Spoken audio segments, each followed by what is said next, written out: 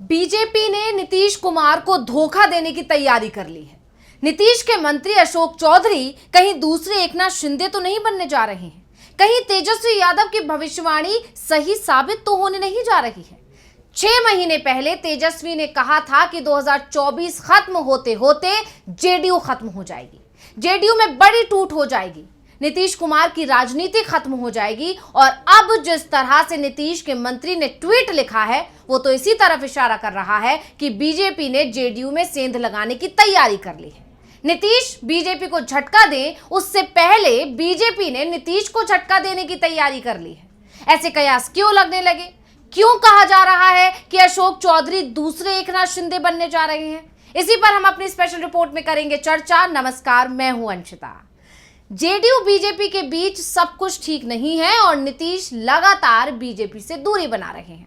नीतीश विभागों की समीक्षा के लिए जो बैठकें बुला रहे हैं उनमें ना तो डिप्टी सीएम बुलाए जाते हैं और ना ही बीजेपी कोटे के मंत्री।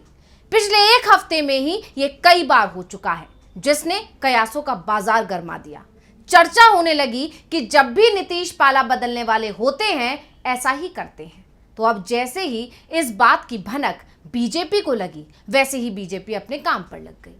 बीजेपी ने जेडीयू में सेंध लगाने की तैयारी कर ली। अब खबर है कि बीजेपी ने जैसा महाराष्ट्र में अपने सहयोगी शिवसेना के साथ किया था, वैसा ही अब बीजेपी बिहार में अपनी दूसरी सहयोगी जेडीयू के साथ करने की फिराक में है। लेकिन जिस तरह से बीजेपी खेमे में खलबली मची हुई है, उसे देखकर यह तो साफ हो गया है कि नीतीश कुमार खेला करने की तैयारी में तो हैं। तेजस्वी यादव ने कुछ महीने पहले एक भविष्यवाणी की थी। उन्होंने कहा था कि जेडीयू खत्म हो जाएगी। और क्या कुछ कहा था, पहले सुन लेते हैं, उसके बाद आगे बढ़ेंगे। उसी हिसाब से हम लोग आगे जनता के बीच अपनी बातों को रखेंगे। लेकिन एक बात स्पष्ट रूप से मैं कह देना चाहता हूँ कि अभी खेल शुरू हुई है, अभी खेल बाकी है और मैं जो कहता हूँ वो करता हूँ।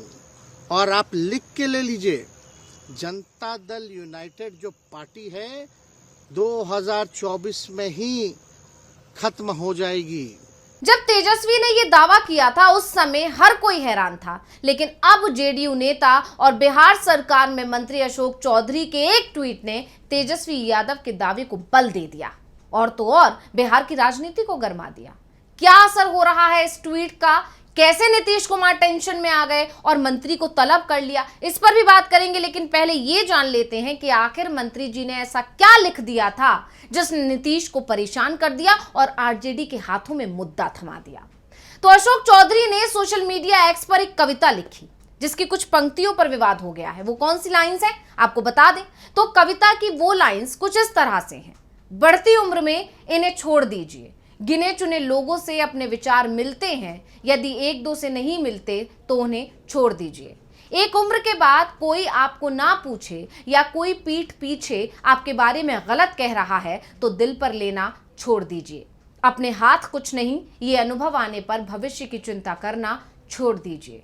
हर किसी का पद, कद, मद सब अलग है, इसलिए तुलना करना छोड़ दीजिए। बढ़ती उम्र में जीवन का आनंद लीजिए, रोज जमा खर्च की चिंता करना छोड़ दीजिए। अब कविता की इन्हीं लाइंस पर बवाल हो गया है। जानकारों ने दावा किया कि अशोक चौधरी ने नीतीश कुमार की बढ़ती उम्र का हवाला देते हुए उन पर तंज कसा है। अशोक चौधरी के इस ट्वीट के बाद जेडीयू नेताओं में हड़कंप मच गया। खबर है कि कविता मुख्यमंत्री नीतीश कुमार तक भी पहुंची और सूत्रों के मुताबिक नीतीश कुमार ने अशोक चौधरी को अपने घर बुलाकर फटकार लगाई। करीब 45 मिनट तक ये मुलाकात चली, लेकिन इस खबर के साथ एक और खबर ने जोर पकड़ लिया और वो ये कि कहीं अशोक चौधरी दूसरे एकनाथ शिंदे तो नहीं बनने जा रहे हैं। क्या बीजेपी अशोक चौधरी के जरिए से जेडीयू में सेंध लगाने की तैयारी कर रही है? क्या जेडीयू में बड़ी टूट होने वाली है, जैसा कि तेजस्वी यादव लगातार कहते रहे हैं? जहाँ तक जनता दल यूनाइटेड की बात है तो हमने खुद भी कहा है, अब कुछ रह नहीं गया है। कुछ हो तब तो।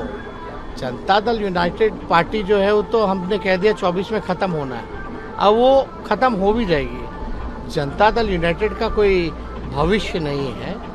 अब मुख्यमंत्री जी को भी बहुत दिन हो गया, लोगों ने देख लिया। अब लोग चाहते हैं कोई नए लोगों के हाथ में सत्ता। दरअसल इस तरह की खबरों को हवा इसलिए मिल रही है क्योंकि अशोक चौधरी ही वो नेता हैं जिसकी वजह से नीतीश और बीजेपी ने एक बार फिर गठबंधन किया था। खुद नीतीश कुमार ने कहा था कि अशोक चौधरी और जेडीयू के कार्यकारी अध्यक्ष संजय झा ने ही बीजेपी और जेडीयू के बीच पुल का काम किया था। यानी अशोक चौधरी और बीजेपी के अच्छे संबंध हैं। नीतीश को एनडीए में लाने का इनाम भी अशोक चौधरी को बीजेपी ने दिया। जेडीयू नेता अशोक चौधरी की बेटी चिराग पासवान की पार्टी लोजपा रामविलास से सांसद है। दावा किया जाता है कि यह टिकट बीजेपी के कहने पर ही दिया गया था, लेकिन एलजेपी का टिकट मिलने से पहले अशोक चौधरी की बेटी शांभावी चौधरी एलजेपी की सदस्य भी नहीं थी और राजनीति में भी उनका कोई नाम नहीं था। सिर्फ अशोक चौधरी की बेटी होने के चलते उन्हें टिकट मिल गया। कुल मिलाकर कहा जाए तो अशोक और बीजेपी के बीच काफी नजदीकी है और इसीलिए कहा जा रहा है कि नीतीश की बेरुखी को जैसे ही बीजेपी ने भांपा, पार्टी अपने काम पर लग गई और अपनी सहयोगियों को कैसे कमजोर करना है, खत्म करना है या तोड़ना है, ये बात तो बीजेपी बहुत अच्छे से जानती है। और बीजेपी तो चाहती ही है कि सभी क्षेत्रीय पार्टियां खत्म हो जाएं, क्योंकि खुद जेपी नड्डा ने यह बयान दिया था। क्या कहा था, पहले सुन लेते हैं। और सब लोग मिट गए, समाप्त हो गए, और जो नहीं हुए वो हो जाएंगे। रहेगा तो फिर बीजेपी रहेगी। आज भारतीय जनता पार्टी के विरोध में लड़ने वाला कोई राष्ट्रीय पार्टी ही नहीं है। तो 2022 में बिहार के पटना में खड़े होकर ही जेपी नड्डा ने कहा था कि सभी क्षेत्रीय पार्टियां खत्म हो जाएंगी और इस बयान का ये असर हुआ था कि नीतीश ने गठबंधन तोड़ दिया था और आरजेडी से हाथ मिला लिया था। और अब एक बार फिर से बीजेपी जेडीयू को झटका देने की तैयारी में लग गई है, क्योंकि पिछले दिनों लगातार ये खबरें छाई हुई थी कि नीतीश बीजेपी नेताओं मंत्रियों से दूरी बना रहे हैं।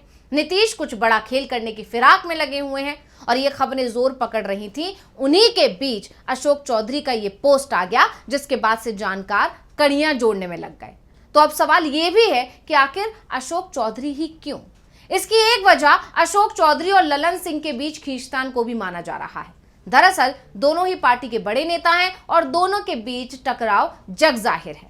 खैर, वजह जो भी हो, ये तो साफ है कि बिहार की राजनीति में कुछ तो पक रहा है। वहीं इस पूरे घटनाक्रम पर आरजेडी ने भी चुटकी ले ली। अशोक चौधरी के पोस्ट पर आरजेडी प्रवक्ता मृत्युंजय तिवारी ने तंज कसा। आरजेडी प्रवक्ता ने कहा कि जेडीयू के अंदर खेल शुरू हो गया है, विद्रोह की स्थिति हो गई है। मंत्री अशोक चौधरी के पोस्ट से जेडीयू के अंदर घमासान हो गया है। मंत्री अशोक चौधरी को सीएम हाउस तलब करना पड़ा। ये तो अभी ट्रेलर दिखा है, पूरी पिक्चर बाकी है। हालांकि मामले ने जब तूल पकड़ा और जब नीतीश ने अशोक चौधरी को फटकार लगाई तो उनकी सफाई भी आ गई। अशोक चौधरी ने कहा कि सभी की अपनी अपनी समझदारी है। कोई लिखता है ग्लास आधा भरा हुआ है, कोई कहता है आधा खाली है। नीतीश जी को हम मानस पिता मानते हैं, उन पर तंज कैसे कर सकते हैं? ये सामने वाले की सोच है, इसमें नया क्या है? कल भी नीतीश कुमार के साथ थे और आज भी हैं। अब भले ही अशोक चौधरी की तरफ से सफाई आ रही है, जानकारी ये भी कह रहे हैं कि दबाव में उन्हें ये सफाई देनी पड़ी है, लेकिन जो संकेत मिलने थे वो तो मिल चुके हैं कि बीजेपी जेडीयू के खिलाफ कोई साजिश रच रही है और बीजेपी की नजर अब सीएम नीतीश की कुर्सी पर है और बीजेपी अब पूरी प्लानिंग में है कि कैसे नीतीश को सीएम कुर्सी से हटाया जाए और उसके लिए उसने जेडीयू में सेंधमारी शुरू कर दी है। तो इस रिपोर्ट को लेकर आपका क्या कहना है, हमें कमेंट करके अपनी राय जरूर दीजिएगा। इसी के साथ मुझे दीजिए इजाजत। देखते रहिए डीवी लाइव। नमस्कार।